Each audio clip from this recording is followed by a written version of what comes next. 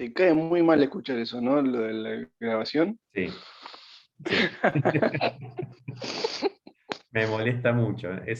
Evidentemente actualicé el Zoom y a partir de ahora lo dice y me hincha las bolas soberanamente. No sé por qué, pero bueno.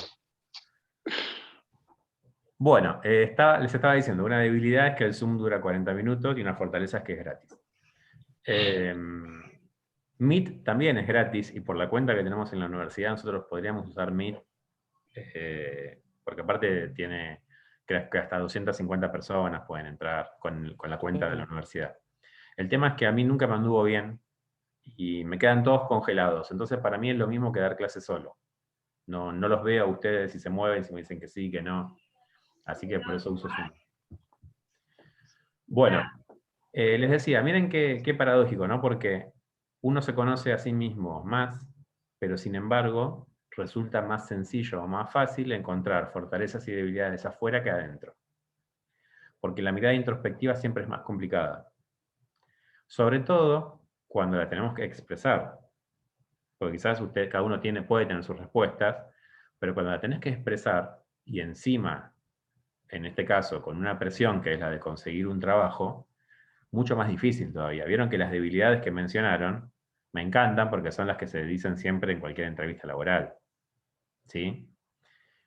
Soy inseguro de mí, siempre pienso que puedo dar más. Nunca es, soy un vago de mierda que siempre intento dar menos. Porque no voy a decir eso en una entrevista laboral porque no me toman. Debilidad y la verdad que me molestan los jefes. Al último lo cagué a trompada, entonces no me gustan. No lo puedo decir en una entrevista laboral. ¿Sí? Entonces, ¿qué buscamos? Generalmente lo que hacemos es exaltar condiciones positivas. Por ejemplo, una debilidad, soy demasiado responsable. Entonces me llevo los problemas a mi casa y sigo laburando desde mi casa. Claro, te quiero contratar ya. Entonces solemos decir cosas políticamente correctas. Dentro de una organización, cuando buscamos la mirada interna de la organización, nos pasan cosas parecidas. ¿Por qué? Porque, por ejemplo, si yo tengo que analizar una empresa, siendo yo parte de la empresa, me puede llevar a muchos problemas no verlos. Ahí entra en juego la ceguera paradigmática. Hay cosas que no las puedo ver porque estoy tan metido en el problema que no me hago espacio para verlas. Puedo encontrar los problemas, pero no mencionarlos porque afecta a personas que a mí me interesan. Por ejemplo, a mí mismo. Imagínense ustedes, son gerente general de una empresa y se dan cuenta de que la principal debilidad de la empresa es el gerente general. Es un problema. O se dan cuenta de que hay un sector que no sirve para nada. Que si no estuviera, la empresa funcionaría exactamente igual. Pero el sector lo maneja un primo de ustedes. Y tienen que echar a toda esa gente. Complicado. Entonces, ¿qué es lo que se hace muchas veces para lograr la reflexividad en una organización? Se recurre justamente a un tercero, porque nos es mucho más fácil señalar la debilidad y el problema de afuera que de adentro. Eso es un engaño igual. Les digo por qué. Porque si el tercero viene a hacer un análisis, ahí se llama un consultor, que es un trabajo muy lindo, tanto para licenciados de logística como para licenciados en administración. La consultoría es una linda salida laboral y se paga muy bien. Es justamente un tercero objetivo que tiene una mirada desde afuera para indicarnos cuáles son nuestras virtudes y cuáles son nuestros defectos. Objetivo dentro de lo que se puede llamar objetivo. ¿Por qué? Porque si yo tengo una consultora y a mí me contratan para observar una organización, yo no solamente te voy a decir qué es lo que tenés bien y qué es lo que tenés mal, sino que también te voy a decir qué es lo que yo te puedo ofrecer para solucionar lo que tenés mal. Entonces hay un interés de por medio. Y ese interés de por medio me puede sesgar un poquito en la toma de decisiones y decir, mira, tenés muy mal el área de costos y yo tengo una persona que es experta en costos que te puede ayudar. Y capaz que no estaba tan mal el área de costos, pero yo le quiero vender el servicio secundario. Y por otro lado, les digo que es engañoso la opinión de un tercero, porque el tercero opina, pero el que decide después es la propia organización. Y si viene y me dice, imagínense que yo le pago a un consultor, le pago un montón de plata, y el tipo me dice, ok, el problema de toda la empresa sos vos que me estás pagando. Estoy en la misma disyuntiva, me tengo que echar a mí mismo, por ejemplo, o me tengo que reinventar. Es una decisión propia. Entonces puede ser que yo diga, no, este consultor no me sirve de nada, no lo contrato más, o que diga, sí, tiene razón, y entonces estoy siendo reflexivo en la organización y me estoy, no les digo que echando a mí mismo, pero bueno, detectando que el problema es mío. Entonces sigue siendo una resolución personal. Personal me refiero a la organización, no me refiero a una persona, ¿sí? La organización es la que tiene que tomar decisiones al respecto de su propia mirada introspectiva. La organización la ponemos en cabeza de personas, pero no es necesariamente una persona. Sí, Patricio, querías preguntar algo. Sí, te voy a preguntar exactamente eso. ¿Se podría hacer un grupo de análisis en vez de que sea una persona? Ujú. Buscar dos o tres personas de diferentes áreas, como para que Bien, no tenga. ¿qué ventaja tendría buscar personas de distintas áreas, según las cosas que ya vimos en la materia? Bueno, en principio un sector podría saber son los errores que, o sea, por ejemplo, facturación tiene problemas con compras. Entonces, compras le puede decir, mira, me pasa todo esto porque producción no me trae las cosas. El ponerse en la piel de otro, de hacer tus propias falencias y las de, bueno, y cuál es la situación de la otra persona. Claro, pero esa mirada reflexiva implica que vos tenés que, a ver, ser muy sincero en cuanto a la opinión. Porque a mí me ha pasado de estar yo formo en la universidad parte de un comité. La estructura de comité a mí nunca me gustó, por esto que les voy a mencionar justamente. Un comité conformado por personas de distintas áreas de la universidad para definir un tema concreto. Yo formo parte de ese comité y lo que se observa es que cada persona expone defendiendo su área y tirando las culpas para afuera. Sí, Gabriel. Pero si esto, Perdón, también hay un factor que es como más o menos parecido al ejemplo que diste en parcial, ¿sí? Que la decisión la tenés que hacer con tus propios compañeros y tenés que evaluar a tus propios compañeros que tenés día a día. Entonces, algunos podrán tener el sentido responsable de decir, bueno, es un beneficio para todos, voy a decir los problemas, pero muchos no van a decir los problemas realmente. Se los van a guardar porque está por ahí un amigo, un conocido, y no quiere crear un vínculo de choque con los que está día a día trabajando. Entonces eso también es un factor peligroso para poder hacer una evaluación interna con personal interno. A veces la mirada externa puede ayudar y evaluarlo con la misma gente de adentro, con un comité interno, pero es peligrosísimo. Yo te digo, lo he hecho muchas veces y siempre nos va a pasar lo mismo. Hay un caso que estoy tratando de recordar en qué libro lo tenía, como para poder dárselos, que es un caso que justamente habla de esto, habla de una empresa que tiene un problema muy grande, que quiebra, y que cuando se empieza a entrevistar a cada uno de los gerentes de línea media por separado, todos veían el problema y todos tenían una posible solución al problema, pero nadie decía nada porque todos suponían que el líder de la organización lo estaba viendo y que lo sabía mejor que ellos. Ahora, todos tenían algo para opinar al respecto, pero nadie lo había hecho. Y eso tiene que ver con falta de confianza, básicamente, en la organización. ¿Sí? Bueno, tiene que ver con un tema que vamos a ver ahora dentro de un ratito también. Entonces, la mirada introspectiva es compleja en las organizaciones. ¿Sí? Es algo que no es natural y que se tiene que practicar y que se tiene que entrenar. Etkin lo que dice es que para que una organización logre ser reflexiva, necesita sí o sí poder tener esta mirada interna que le va a permitir analizar y ver qué cosas está haciendo bien, qué cosas está haciendo mal, y eso es lo que le va a dar viabilidad en el tiempo, ese análisis de poder reconocer los problemas que tiene y de tratar de solucionarlos. Y junto con este concepto va el tercer concepto, el tercer pilar que yo les mencionaba, que es el pilar del aprendizaje. Las organizaciones tienen que tener aprendizaje. ¿Cómo aprende una organización? Bueno, en realidad es un tema para desarrollar en materias enteras directamente, ni siquiera les diría que en una clase. Tiene muchas formas de aprender una organización. Por un lado se aprende desde la práctica, desde la experiencia propia que tiene la empresa. A partir de que sufre una crisis, obtiene un aprendizaje. A partir de que se cruza con un problema, obtiene un aprendizaje. Pero el aprendizaje también se logra primero a partir de la mirada introspectiva. No alcanza solo la mirada introspectiva. Para que haya aprendizaje es una mirada introspectiva y una acción posterior.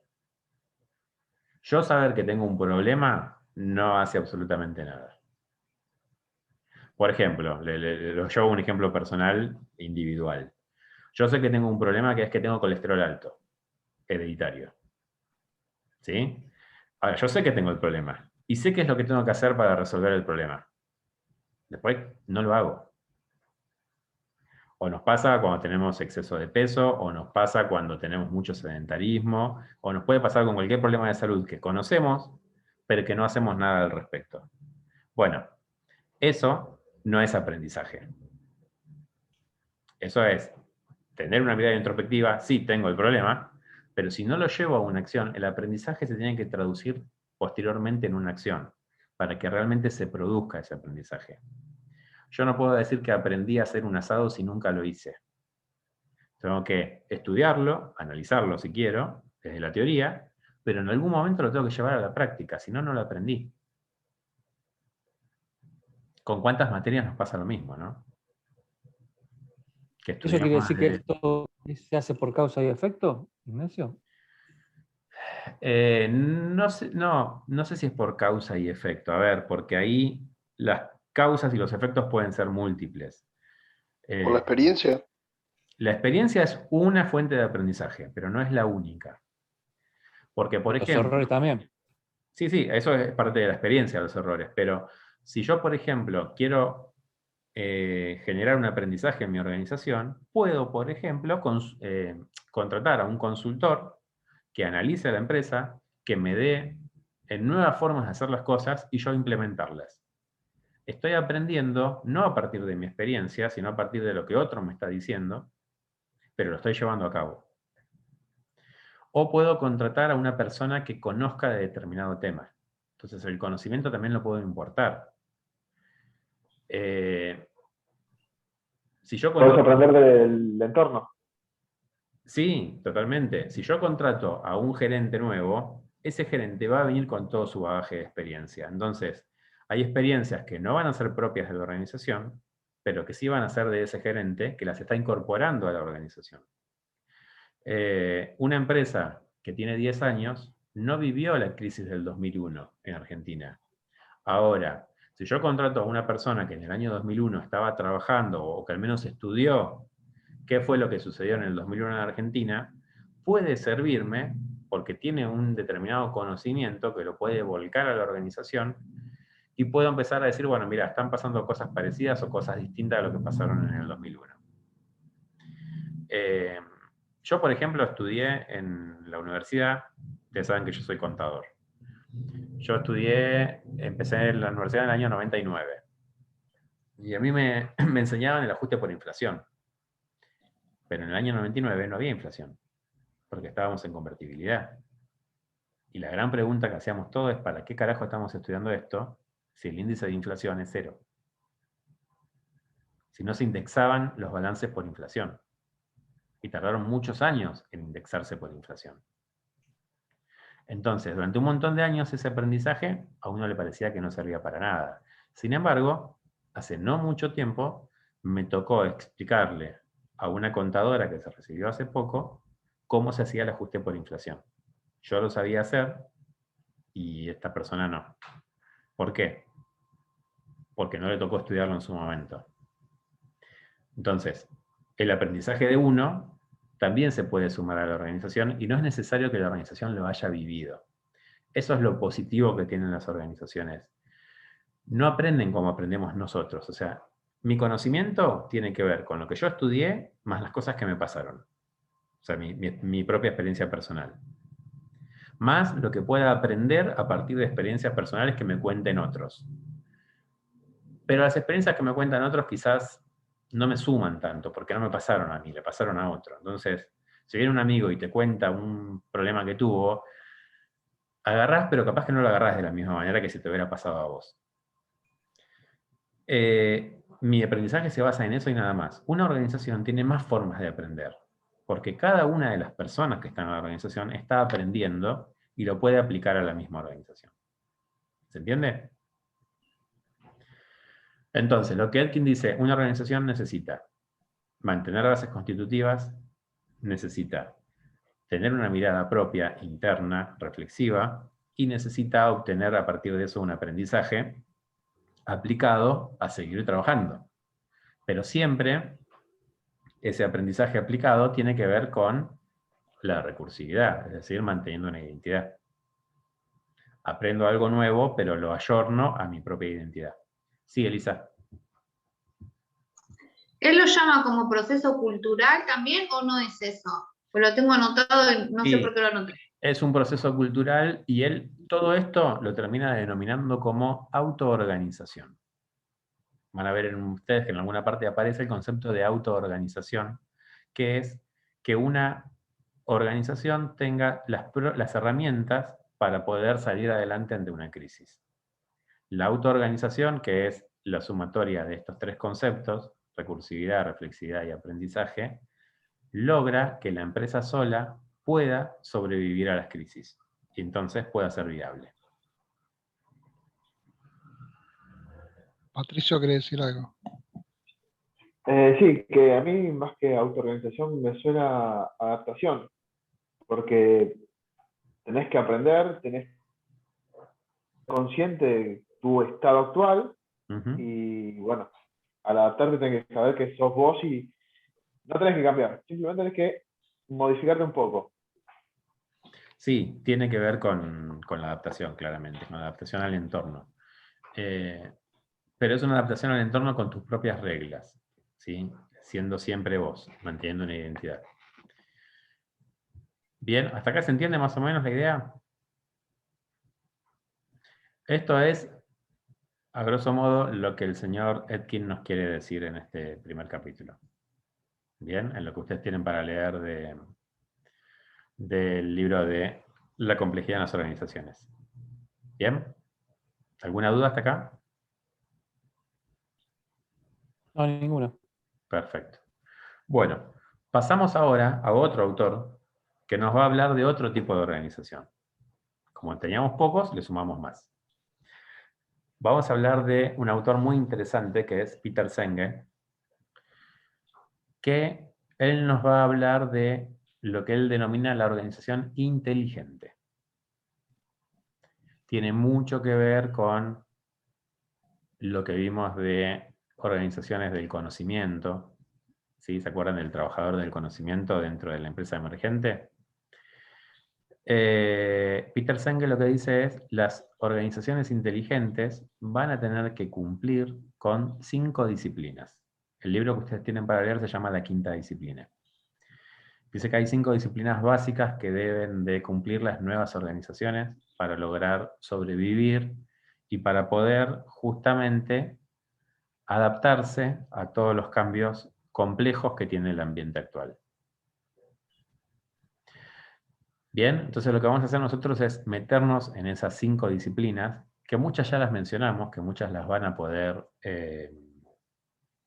relacionar con temas anteriores,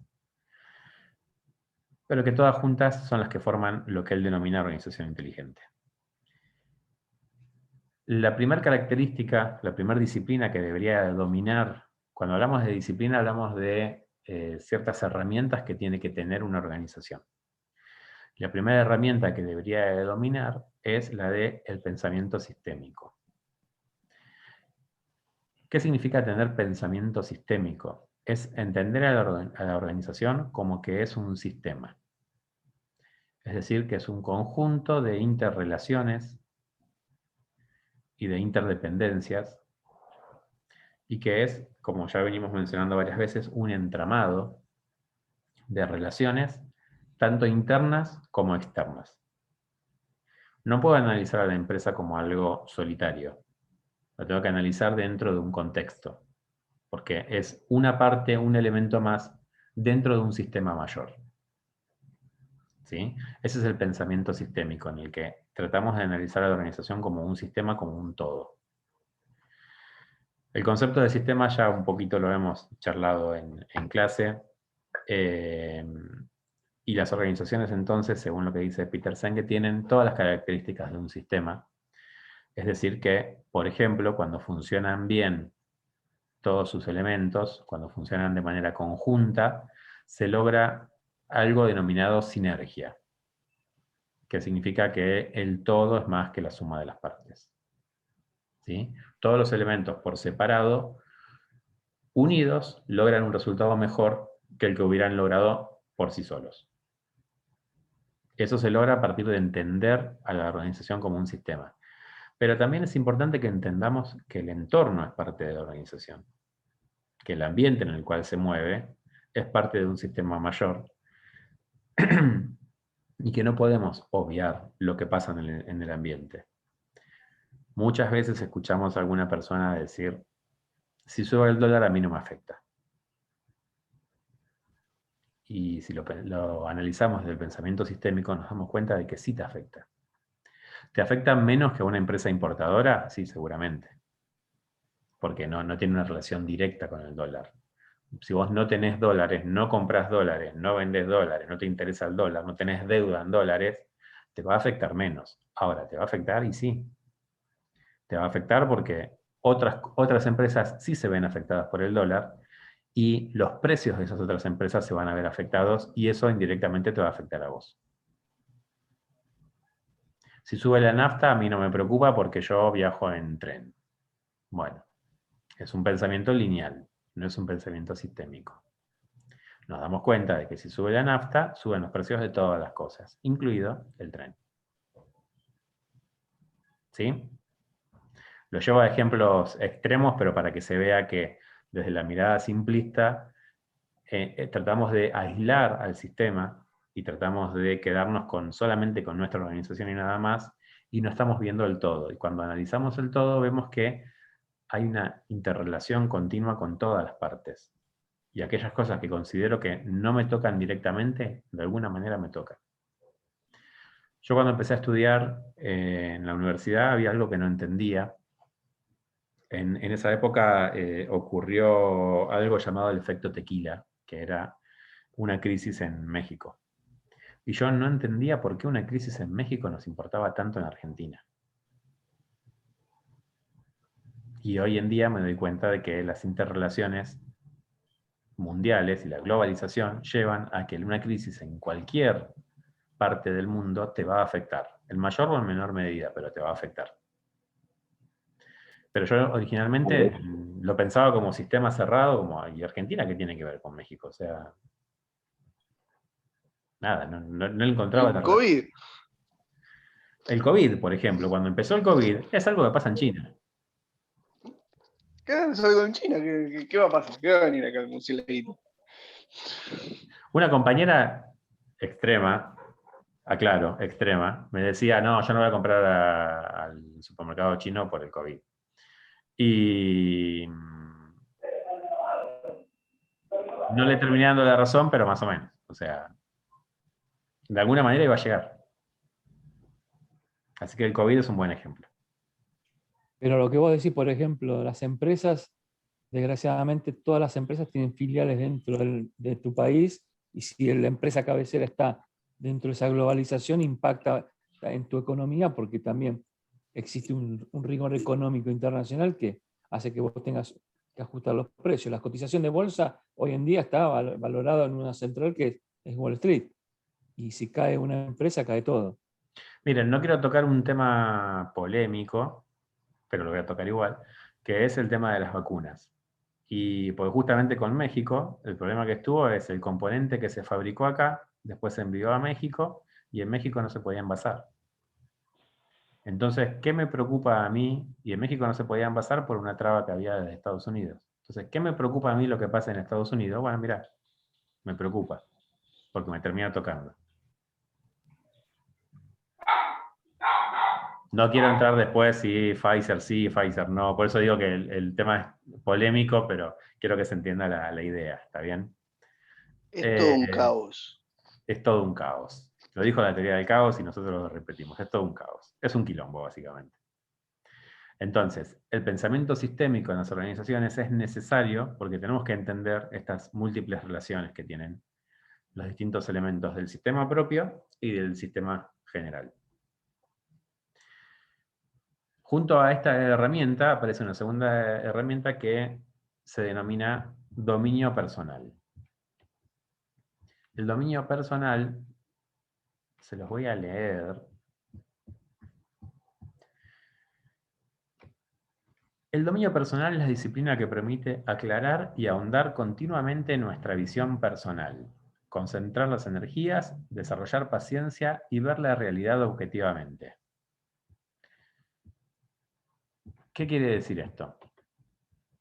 Dominio se refiere a el manejar bien una herramienta. Cuando uno domina una herramienta es porque la sabe manejar. Bueno, es manejarse bien desde uno mismo, poder enfocarse en lo que tiene que hacer, en, por ejemplo, poder tener una mirada crítica de uno mismo y ser lo más objetivo posible en esa mirada crítica, en tratar de romper las distintas barreras que uno mismo tenga. ¿Sí? Entonces, el dominio personal que puede tener una organización tiene que ver con esas capacidades en las cuales la organización no se disperse, logre concentrarse, logre aunar sus esfuerzos, logre tener algo que también se conoce en las personas como inteligencia emocional. ¿Sí? Hace varios años nosotros dábamos en esta materia a un autor que se llama Goleman, que tiene un libro que se llama Inteligencia Emocional, que es el dominio de las emociones. Bueno, las organizaciones también tienen emociones. Las personas que están en una organización también tienen emociones y las decisiones que se toman muchas veces se ven afectadas por las emociones. No actúa de la misma manera una empresa en plena crisis que en un momento de estabilidad. ¿Por qué se dejó de dar? ¿Cómo? ¿Por qué ¿Por lo qué se dejamos de dejó de dar? dar? Básicamente porque incorporamos otros temas y creo que es un tema que también está bastante visibilizado. Inteligencia emocional creo que seguramente lo van a ver en alguna otra materia. Y en definitiva, bueno, ¿no? Buscamos temas que tengan más que ver con cuestiones que puedan aplicar de manera más directa en la organización. La inteligencia emocional apunta más a la parte individual que a la parte organizacional, al menos como está dado por Goleman. Así que bueno, básicamente por eso lo dejamos de dar. También dábamos hace bastante tiempo acoso moral, es lo que nosotros conocemos como bullying. Bueno, en el trabajo se llama mobbing, no se llama bullying, y en castellano es acoso moral. Y también es un tema que desarrollábamos en esta materia hace un tiempo. Pero también son temas que han quedado bastante visibilizados y que son bastante conocidos por todos, entonces ya dejaba de ser una novedad del tema, verlo. Cuando lo empezamos a ver en su momento era algo que lo miramos y decíamos, ¿y esto qué es? Ahora hablar de bullying nos parece bastante cotidiano, es un concepto que ya lo tenemos incorporado. Por eso cambiamos a otros temas que quizás no están tan incorporados. Bien. La tercera herramienta, la tercera disciplina que dice que tenemos que dominar es la de los modelos mentales. Y este tema lo recontravimos, no solo lo vimos. Modelos mentales ligados a paradigmas. Los modelos mentales tienen que ver con construcciones que hacemos internamente y que nos explican cómo funciona la realidad. Y el lograr romper los modelos mentales es no romper, exponer primero los modelos mentales para después poder romperlos es una necesidad de las organizaciones. El poder conocer nuestras limitaciones en el pensamiento, nuestros prejuicios en el pensamiento, es exponerlos, es decir, mira, yo sé que de este tema pienso esto. Ahora, una vez que yo ya marqué mi postura, ok, escuchamos otras posturas y veamos cuál es la que puede servir. Bueno, es básicamente todo lo que estuvimos hablando de paradigma en la materia. Bien, entonces, también Peter Senge dice, tenemos que poder dominar nuestros modelos mentales, es decir, lograr trascender los modelos mentales de cada una de las personas y de las organizaciones en sí. Cuando queremos generar una innovación, necesariamente estamos rompiendo algún modelo mental ya establecido, para que sea algo nuevo, algo innovador, algo creativo. Bien, la cuarta disciplina es construir una visión compartida. También es un tema que hemos charlado en la materia, que tiene que ver con lograr dentro de la organización un sentido. ¿Sí? Que esto lo vimos cuando hablamos de organización fractal. Que tenga un sentido las tareas de las personas dentro de la organización. Cuando hablamos de una visión compartida, es que los componentes de una empresa, de una organización, tengan ciertos puntos de conexión que sepan hacia dónde van.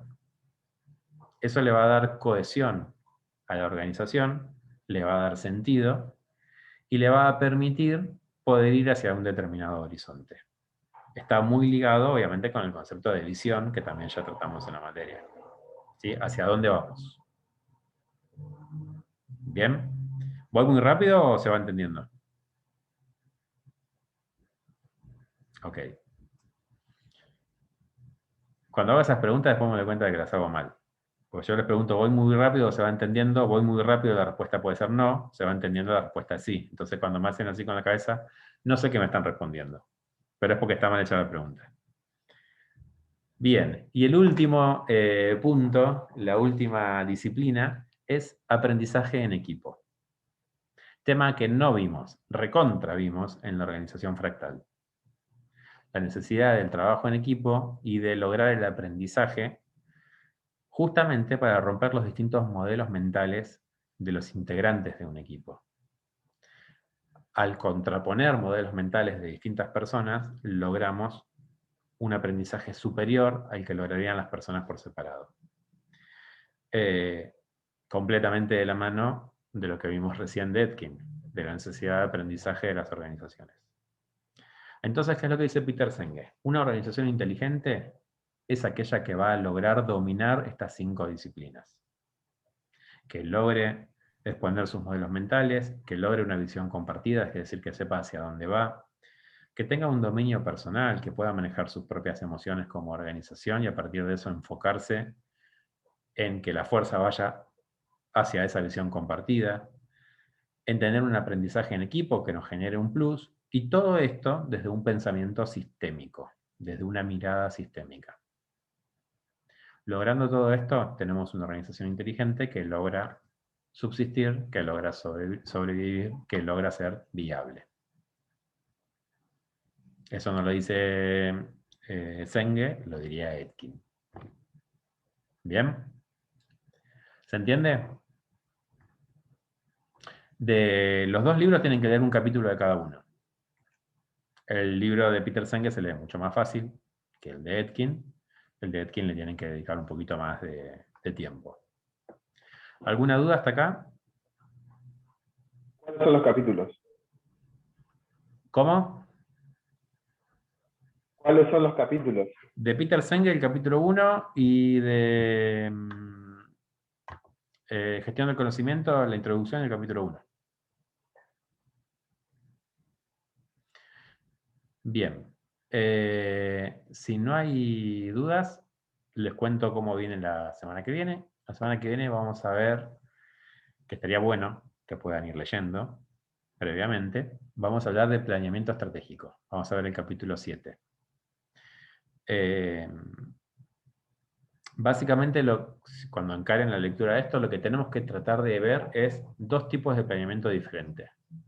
Vamos a hacer un comparativo entre lo que llamamos el planeamiento tradicional y una nueva forma de planificar que estamos planteando desde la cátedra, que es el planeamiento estratégico situacional. Y vamos a comparar los dos tipos de planeamiento. El tradicional con el estratégico situacional. Para eso tenemos que entender cuál es el tradicional y cuál es el estratégico situacional, también conocido como PES. Bien, a eso vamos a ir en la clase que viene. Y les voy a pasar por mail también el link para la reunión que vamos a tener el 17 con Patricia Bonatti sobre teoría de la decisión. Eso ya se los voy a mandar en esta semana como para que ya lo tengan. Igualmente la semana que viene lo vamos a recordar el tema porque faltan todavía unos días. ¿Bien? Bueno, si no hay más dudas, los despido, los dejo en libertad y nos veremos la semana que viene. Gracias, Vale, profe. ahora. Nos vemos. ¿Listo? Nos vemos entonces, gente. Adiós, adiós. Chao, gracias. Hasta ¿eh? luego. Adiós, profe. Nos vemos, profe. ¿Te quedas un minuto, Nacho? Dale, sí, sí, sí. Dale.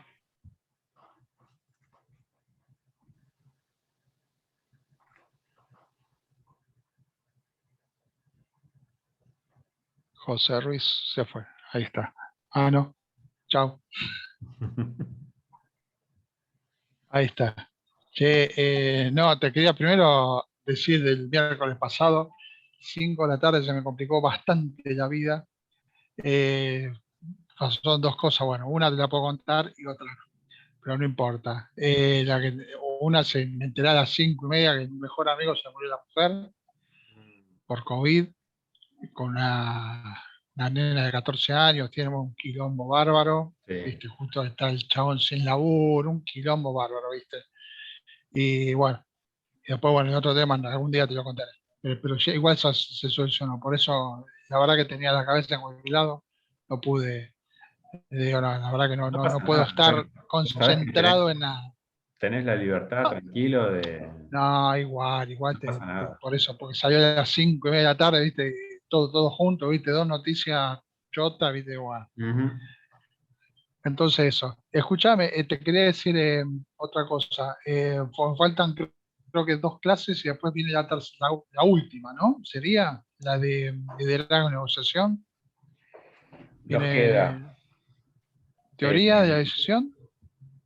Sí, espera que quiero mirar el calendario. Yo te digo. Nos queda la semana que viene, vamos a ver el planeamiento, que es la unidad 7. Ok, La semana siguiente, el 16, no vamos a tener clase, la vamos a tener el 17 y vemos teoría de la decisión. ah, lo de Patricia, Claro. sí, Lo va a dar directamente ella. ok. Y después tenemos el 23 y el 30 nos queda. El 23 vamos a ver negociación y la idea es el 30 ver liderazgo y ya hablar del final. No va a haber segundo parcial. Ah, No va a haber segundo parcial, sino que los temas de la segunda parte, les dije ya la clase pasada, tienen que estar sí o sí en el final. ok. Van a ser evaluados en el final, pero no les tomo un segundo parcial para no ocupar una semana con clases, con parcial, digo. O sea, usarla para dar clases. Está bien. Escúchame, ¿querés que dé liderazgo o negociación o ambas? ¿O no querés que dé nada? Liderazgo, ¿querés? Dale, bueno. Sí. Viste que bueno, el liderazgo en sí es el libro del líder del futuro en el que se mencionan distintos tipos de liderazgo y es charlar un poco de qué es el liderazgo por un lado y de los distintos tipos que puede haber. Sí. Sí, lástima que no se puede hacer ningún tipo de tipo juego, ¿no? De actuación de algo, porque algún ejercicio, pero estaría bueno. Pero bueno, no Si queda otra. encontrás algo que podamos hacer así a distancia, bienvenido. Y no se me ocurre, la verdad es que no se me ocurre, pero bueno, Sí, la verdad. es complicado, Ujú. es una chotada, pero bueno. ¿Qué te iba a decir? Che, Oh, ¿cómo le pará, fue a